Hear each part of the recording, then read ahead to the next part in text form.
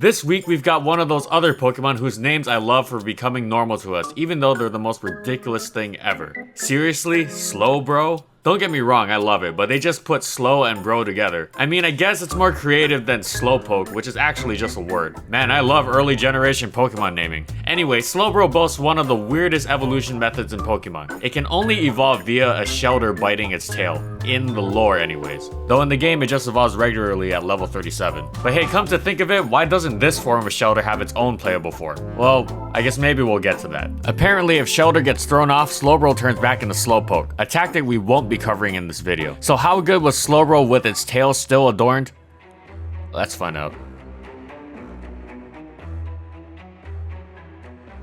So what's Slowbro's big shtick in Gen 1? Well, it forgets stuff. Yeah, Slowbro's biggest boon in Gen 1 was Amnesia. Since Special was a composite stat in the first generation, Amnesia was one of, if not the best, boosting stat in the game, boosting Special by 2 stages entirely. Slowbro's Special stat itself was actually just okay, clocking in at base 80, but it had a cool base 95 HP and 110 defense, meaning after one Amnesia boost, it wasn't taking that much damage from anything. Even electric type moves didn't do that much, unless of course they critted, which would cut through the boost. With its great defense but lackluster speed, Thunder Wave let Slowbro spread status among the opponent's team, even to normal types that couldn't be paralyzed by Body Slam. If Slowbro was left unchecked, it became a slow, unstoppable force, a glacier crashing through your team. At +6, it could 2-hit KO Chansey and 3-hit KO Lapras and Exeggutor. One Amnesia let it 2-hit KO Tauros. If you didn't get critted, the enemy team had no choice but to watch a pink staring monster run them over. Surf was actually Slowbro's only attacking move, and the last slot was dedicated to rest for some form of recovery. It wasn't instant, but once set up, not that many hits were going to get through Slowbro anyways, so rest wasn't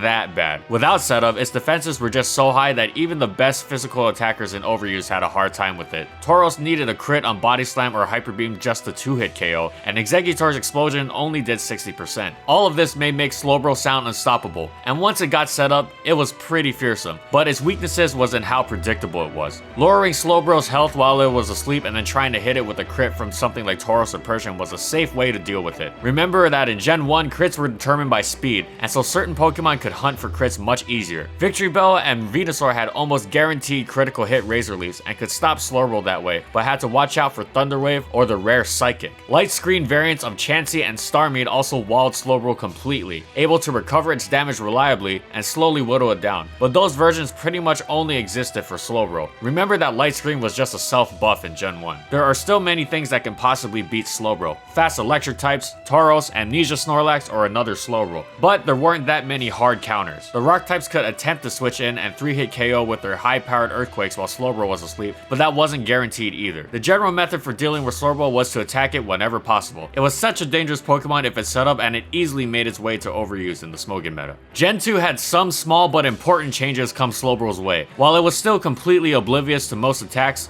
I mean, look at that face. It also benefited from a 20-point increase in special attack after the special split. Unfortunately for Slowbro, Amnesia was no longer the broken tool it once had been. So memories of it boosting to +6 were, well, I mean, maybe they were gone considering it had so much Amnesia. As such, it now packed dual stabs in Surf and Psychic, while the rest of its set stayed the same. While Slowbro actually had a better move pool than Suicune, its biggest competitor for bulky water types, it lacked the one thing justifying using a bulky water in Gen 2. Roar, which could remove pesky curse user boosts in an instant. Slowbro was still a tank and a half, but the real problem was that it didn't really fit the meta. The 3 most popular Pokemon in Overuse were the omnipotent Snorlax and Zapdos and Raikou. Raikou and Zapdos just rained holy thunder and destroyed Slowbro for obvious reasons, while Snorlax just saw an opportunity to set up itself. Again, this is why phasing is important. The meta simply wasn't kind to Slowbro, who still had most of its assets aside from losing Amnesia, and so fell to underuse in the Smogon meta, and a disappointing D tier in Nintendo Cup Gen 2,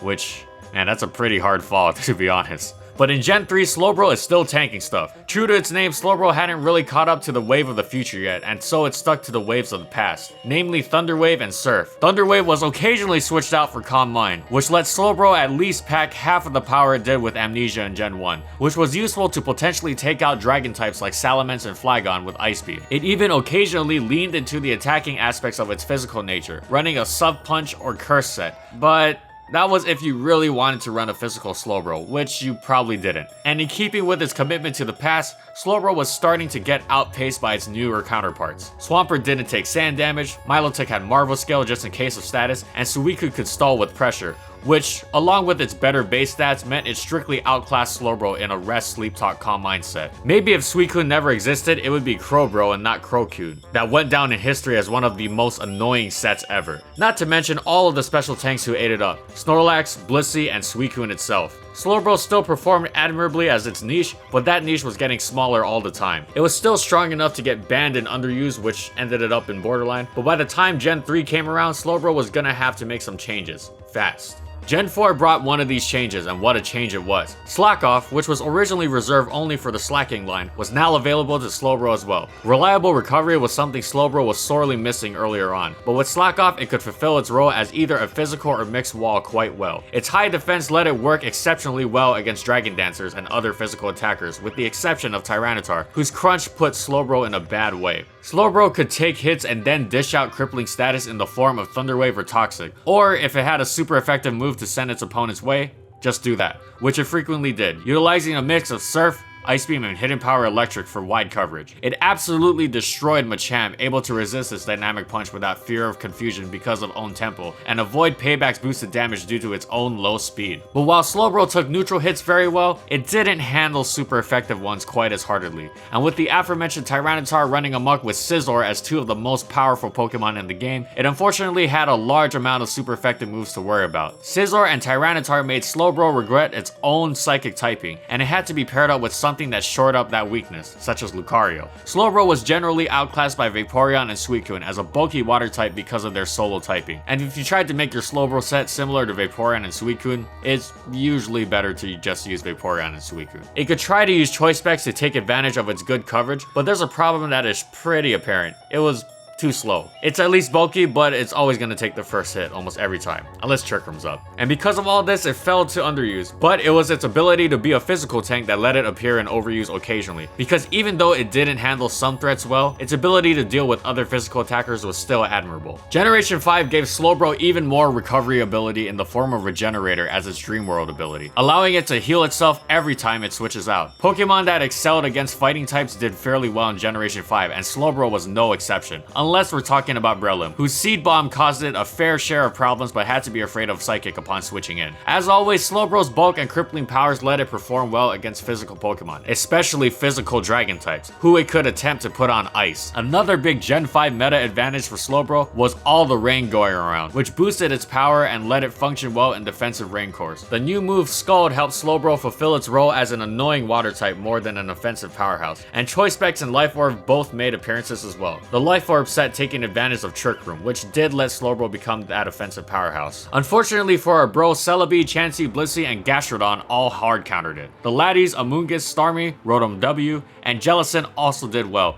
and it still had its fair share of gripes about fast electric types. Slowbro had an interesting place in underuse, where it handled a large portion of the metagame very well, but had just as many problems with the other side of the usage list. Perhaps its biggest problem was that Jellicent was also just better than it. It had better defenses, Will-O-Wisp, and was completely immune to fighting types. And since Slowbro was played more as a tank than an attacker anyways, all of those things were more important than Slowbro's coverage and attacking stats. Slowbro stayed in underuse, but it still made its occasional trips to overuse every now and then. Slowbro's been banking on being slow for 5 generations now, and in VGC Gen 5, it finally got a chance to show that off. Trick Room is far easier to pull off in VGC, and Slowbro could set up Trick Room, benefit from it, and then go to town. Its ability to shrug off most physical hits meant it could reliably get its own Trick Room up, and with Scald in its arsenal now, any physical attacker had to be wary. It was so bulky that it wasn't even 2-hit KO'd by Toxic Croak and Hitmontop's Sucker Punches, unless they had a Dark Gem, tanking one of the best priority moves to break through Trick Room. And with Regenerator on its side, Slowbro could always pivot. And even if you were running Weather, with a Bombasol or Politoed on its team, Slowbro had its choice of spamming either Blizzard or Surf for quite respectable damage. However, seeing as I couldn't find any notable tournament placings for it, I imagine it did have competition from Cresselia, who's another Trick Room setter who has legendary stats that let it take more hits, and has access to a lot more support moves. Cresselia also benefited from a solo psychic typing, which freed it from the electric and grass type weaknesses Slowbro had. But it seems Slowbro was still quite a decent choice if you were looking to run Trick Room. In Gen 6, the meta shifted once again, and Slowbro now found itself in a great position to take out some of the top threats in Overuse, with fire fighting and ground types ruling Overuse such as Talonflame, Mega Charizard X, Keldeo, and Landorus T.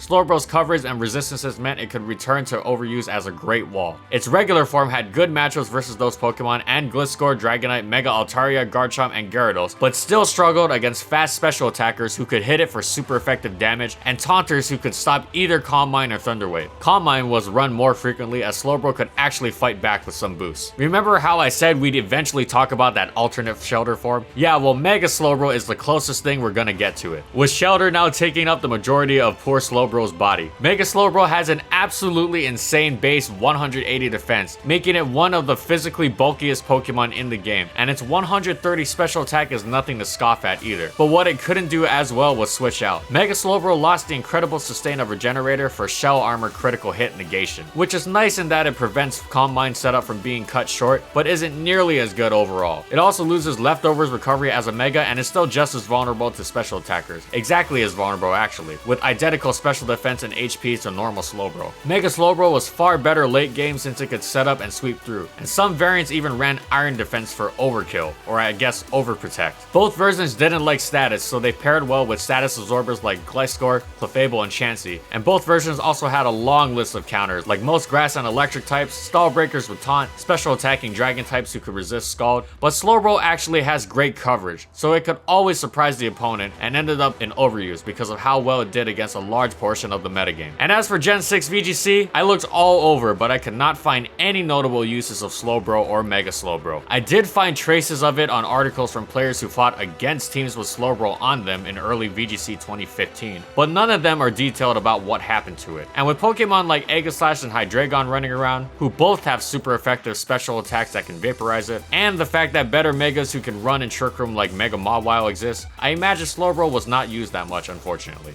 And that's it. So how good was Slowbro actually? Slowbro was pretty good. It was at one time the best user of the best stat boosting move in Gen 1 in Amnesia, well, besides Mewtwo anyway, and since then it's had its ups and downs, but it's always pretty usable. The slowest Pokemon around hasn't changed much, but great stats, good coverage, and a niche it's loyally filled for 6 generations has all paid off. Whenever Slowbro does get a big chance, it shows, like Slack Off, Regenerator, or its Mega. Even when it was in underuse, it still had showings in overuse, it just wasn't that popular. So yeah, Slowbro has always been pretty good. I guess sometimes slow and steady really does win the race, huh?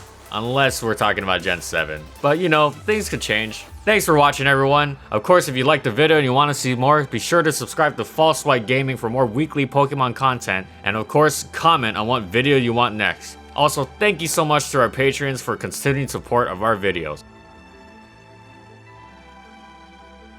And an extra shout out to our graphic artist Amante Douglas for creating our new logo. And you can follow him on these platforms here, and you can follow the rest of my crew on these platforms here. And that's all I got. See you next time, everyone.